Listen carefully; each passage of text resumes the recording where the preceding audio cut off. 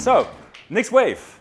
I'm going to tell you something now which you might think is a very bold statement, which is the next two waves that we're going to cover before the end of today are both bigger by a multiple in both size and impact and the disruption it will have in the next 5 years than the equivalent of what the internet has been over the last 20. Both of them. And in fact, all the ones tomorrow will be even bigger. And why I share this isn't because it's just a theory. It's because everyone who is within these industries, they already know it's coming, and all the largest companies around the world who understand these are already gearing up for it as well. This is number 4, first of all.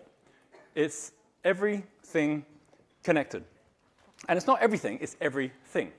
This is about something which you might have heard of, vaguely called the Internet of Things.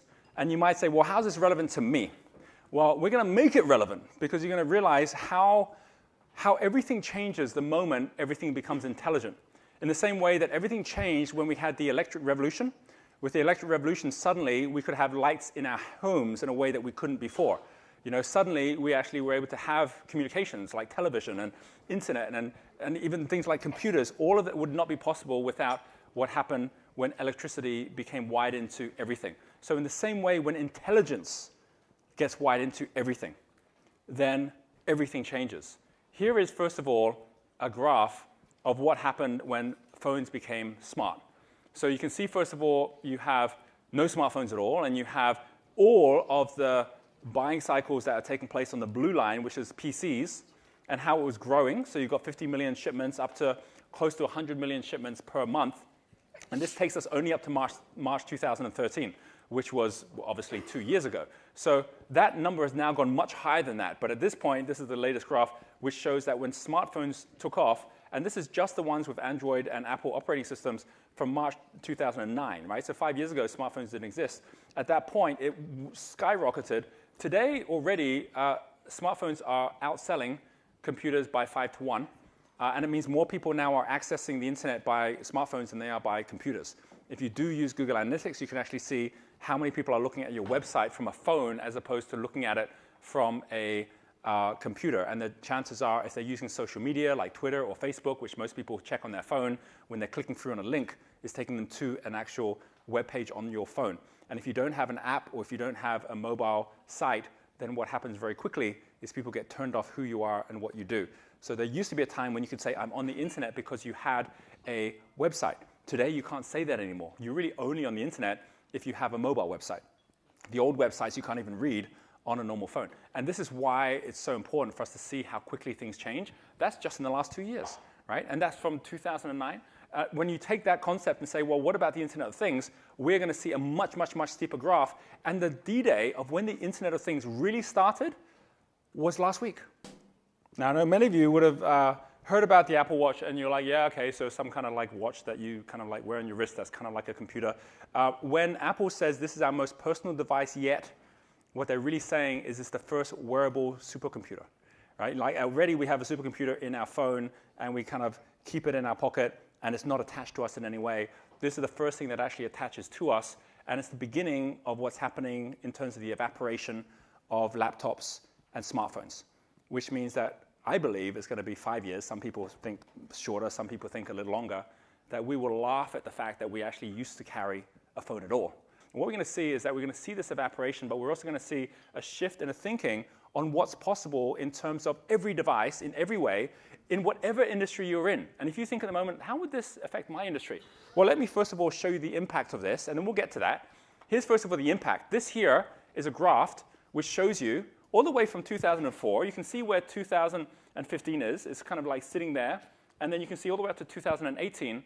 And you can see here, when we're talking about the number of devices, personal computers, which is the purple bit, is very little. Smartphones even isn't that much. Tablets is a bit more. Internet of Things is by far the biggest one. And then you've got things like wearables and smart TVs.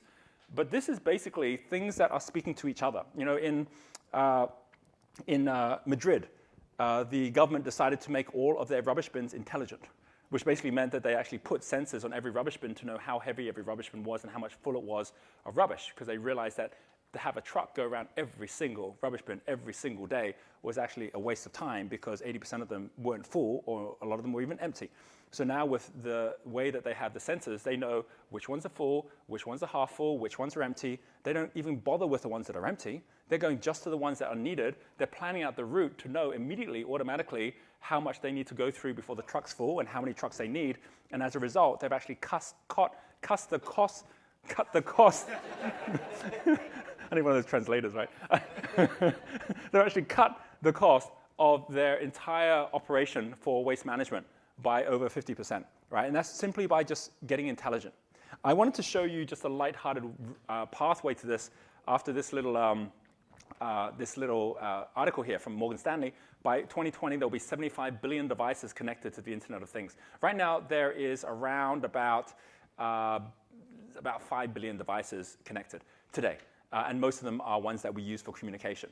Whereas this is where you've actually got computers speaking to computers about all sorts of aspects, whether it's about a fridge speaking, or whether it's about your car speaking, or whether it's about your briefcase speaking, or whatever it is. But we're now seeing the potential of this. And the first place to see it, yep, you'd expect it, would be on Kickstarter and Indiegogo, because the crowdfunding sites have already started cutting onto this.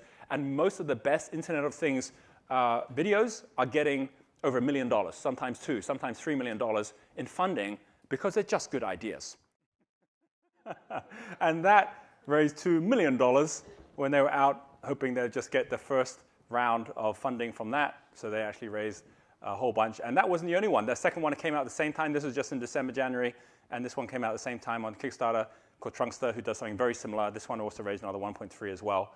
And then there's other things like this one here that raised 2.4 is a helmet, which is for motorbike, for anyone who's on a motorbike, and it actually allows you to actually see on your screen all the data on how fast you're going and where you are in the map, and it also even has a rear view mirror so you can see what's going on behind you, and you can play music, you can answer the phone, you can do all these kind of things on this. And this is happening in all different industries, and these are products which obviously are doing more than just what the old product would do. It's just getting intelligent. But this goes beyond that. It goes beyond that to how you can create intelligence in the information we talked about the whole idea of machine thinking. Like, how can you know your customer? Whatever it is that is on a personal level or in your business, how could you 10 times your business by just understanding how big this is going to get in terms of people knowing other things about each other and about locations, and how your competitors are going to use this?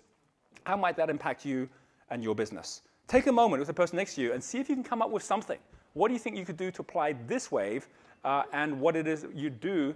And we'll actually take a couple of examples after we've actually gone through this as well. Okay, so turn to someone and have a conversation. What would it be?